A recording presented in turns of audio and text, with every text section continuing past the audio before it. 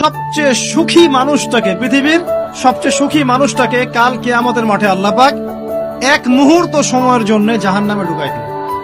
কতটুকু সময়? এক মুহূর্ত। আল্লাহ পাক জানেন কতটুকু সময়।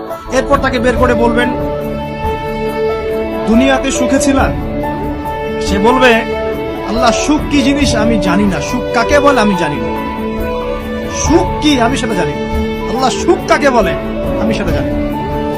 আর এই পৃথিবীর সবচাইতে নির্যাতিত, নিপীড়িত এবং দুঃখ ক্লেশে ভরা মানুষটাকে আল্লাহ পাক এই এক মুহূর্তের জন্য জান্নাতে ঢুকিয়ে দিয়ে বের করে নিয়ে আসবে।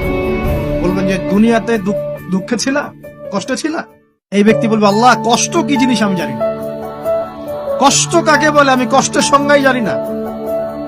এই ব্যক্তির তাকদিরে কি হবে পরে?